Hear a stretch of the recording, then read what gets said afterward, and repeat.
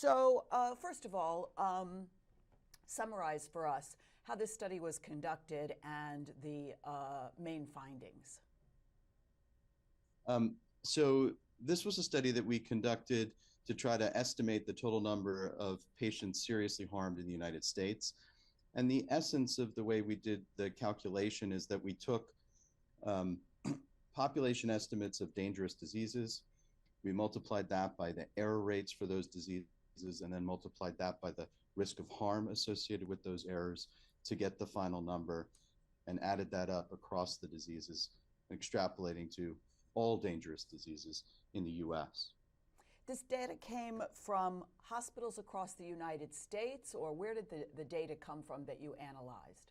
Yeah, so they came from different US sources.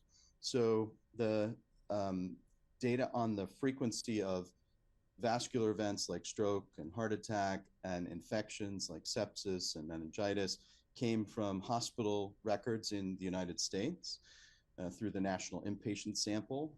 And that was about 21.5 million records that were reviewed as part of that to determine the disease frequency.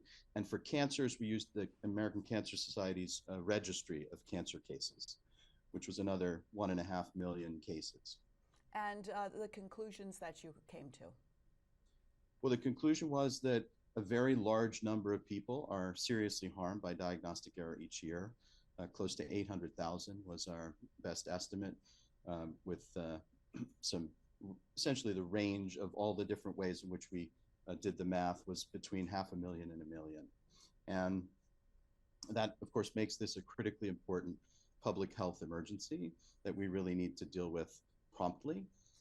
The other key finding was that the percentage of the serious harms that were due to a small number of diseases was quite high. So just 15 diseases accounted for half of all the serious harms, and just 5 diseases led by stroke accounted for almost 40%. What that means is that this problem may be more tractable than we previously imagined. What does that mean? Well, in terms of diagnostic errors, we know they happen across all clinical settings with all diseases, but serious harms are a relatively infrequent consequence. It really only is in cases where we miss something very dangerous that the diagnostic error has a significant adverse impact on the patient, such as permanent disability or death. So if there are only a small number of diseases that account for most of those serious harms, we can take, if we just cut diagnostic errors by 50% for those top 5 diseases, we could potentially prevent 150,000 deaths and permanent disabilities each year in the US just from solving the problem for those 5 diseases alone. That seems much more tractable than dealing with diagnostic errors across 10,000 different conditions. Was this errors in interpretation? Was this human error in interpreting results of testing, or what's happening here? So there are various causes for diagnostic error. Obviously, sometimes, for instance, with cancers, the issue is that the ball gets dropped. So there might be a lung nodule on a chest X-ray that doesn't get transmitted. That information is lost in translation and never gets followed up. And then the patient ends up with metastatic lung cancer after a period of time where we missed an opportunity to intervene. But the majority of errors, based on the literature that's available that we've synthesized in prior reports and alluded to in this one, is that there are predominantly decision-making errors at the bedside. And the approach to dealing with those problems really has to focus on a mix of safety nets that include a combination of teamwork, more effective and efficient training and diagnosis, the use of better technologies for decision support, and permitting tuning or feedback calibration for clinicians, because we often don't find out when diagnostic errors occur. So we call it the 4T approach to improving diagnosis: teamwork, training, technology, and tuning. Is this something that you think needs to have a regulatory entity to it, or do you think hospitals on their own would do this because of the liability that these errors are bringing to them? Well, it's well known, as you point out, that medical malpractice claims, the leading cause of payouts are actually diagnostic errors. So the risk management community has been aware of this problem for quite some time. Um, However, that hasn't been sufficient to motivate people to try to solve this problem. I do think that we're going to need some form of regulatory oversight. I think that needs to start with quality metrics that are actually monitoring the problem so that we can see it on a regular basis and people can recognize it. Right now, diagnostic errors are the bottom of the iceberg of patient safety. They are the sort of hidden, large, unrecognized sink of morbidity and mortality. And when you saw these results, what did you think? Were you surprised at the number? Does the number seem big to you? What were your kind of reactions when you saw these the conclusions? I would say that the number itself didn't surprise me a lot. I knew that it was probably going to be much bigger than people had previously stated as the frequency of serious harms associated with patient safety matters, because in general, those haven't counted diagnostic errors because they're sort of hidden and under the radar screen. But I was surprised at the significant fraction of those harms that appeared to be attributable to a relatively small number of diseases. We knew these were the usual suspects, but it could have been that they only accounted for 10 or 20% of the harms, and for it to be 50% of the harms for just 15 diseases. That was a little bit higher than I might have anticipated, and I think it's good news for the field. And strokes was the number one I saw. And is that because, why is that happening? Why are strokes such a problem in terms of diagnostic errors? So strokes are a relatively common dangerous disease. Nearly 1 million people a year suffer strokes.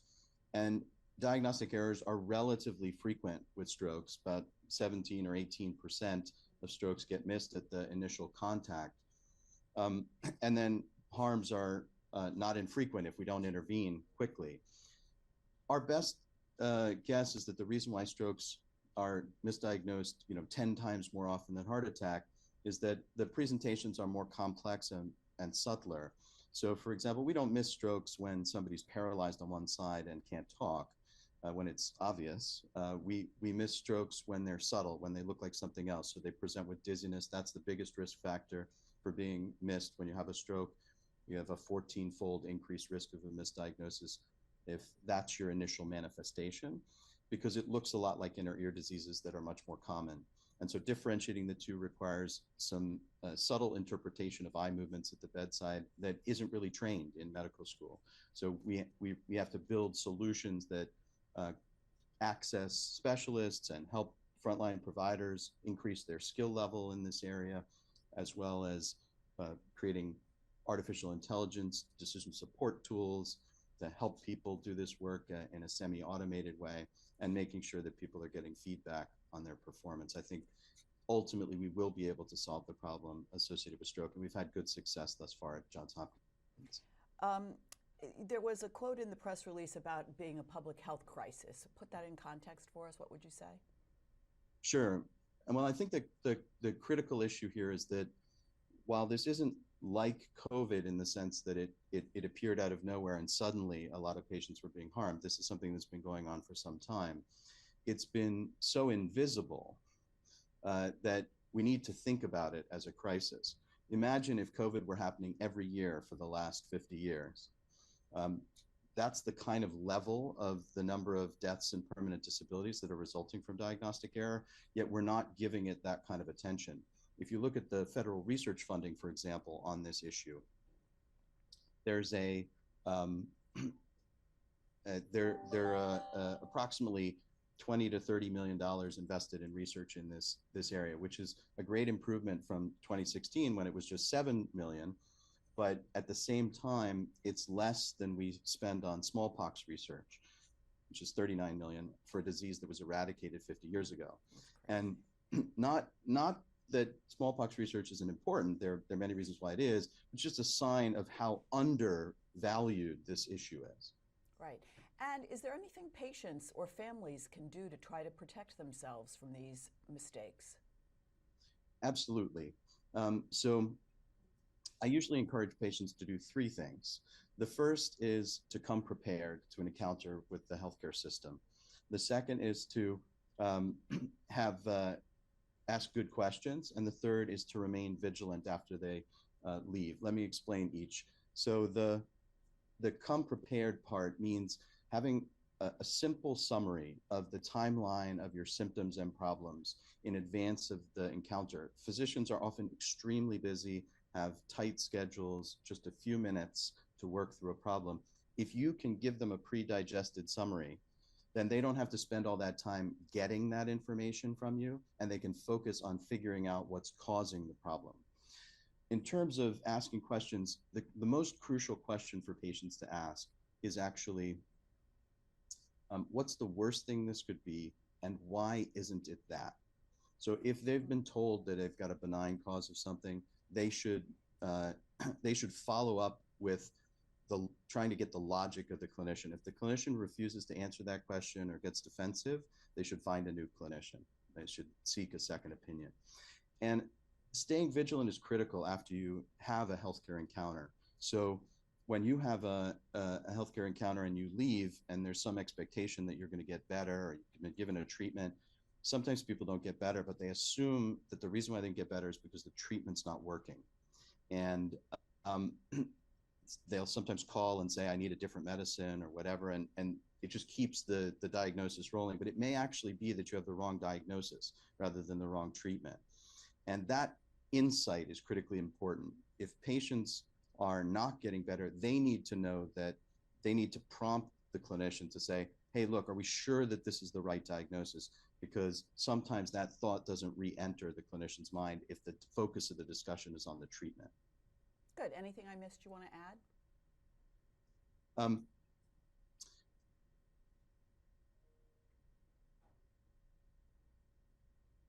I think the crucial thing here is that people need to understand that it's a, let me just start that over, sorry. No problem.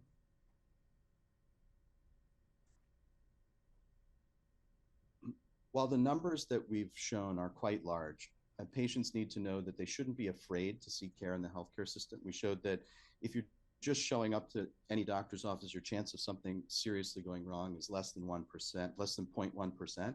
And the reason why that is because most of the time we don't have dangerous diseases. So we focused on dangerous diseases. So patients should not be afraid of the healthcare system. But everyone needs to be on high alert that this is a problem that needs to be solved. And not only do patients need to protect themselves, but clinicians need to be working on systems of care improvements, and health systems and federal government agencies need to be focused on this problem more than they have been up till now. Perfect. By the way, I saw you, so that's all I need for my recording, but I saw Jake Tapper yesterday talking about this. That's why I kind of looked into it. And he said that you had looked into his daughter's case, Alice, when she was misdiagnosed with, I think she had appendicitis. She had appendicitis, right? Yeah, ruptured appendix. Is that part of this study somehow, or is this just something you did? No, I'm just going to be careful to this part you're not going to include in the interview. I'm just curious for myself. I've been hearing him talk about this so much. I'm curious what happened to her. He said it in front of millions of people, so I can at least tell you as much as he shared. His daughter did have a missed ruptured appendix, and as he pointed out, the family felt dismissed, that doctors really weren't listening, and that is sometimes part of the problem. But it's usually because the doctor has already made a decision about what it is. He talked about diagnosis momentum, et cetera. I think that what we're trying to do in working with Jake and his family is to improve the quality of care for patients with abdominal pain, and that's become an ongoing conversation between me and him. But he's been a great advocate for this issue, and obviously a huge voice with a big megaphone. So absolutely, we're very grateful. Yeah, and this happened to her in New York or Philadelphia? It happened in D.C. In Washington. Oh, that's right. They lived in D.C. Right. Okay. Thank you very much for your time and help. I appreciate it.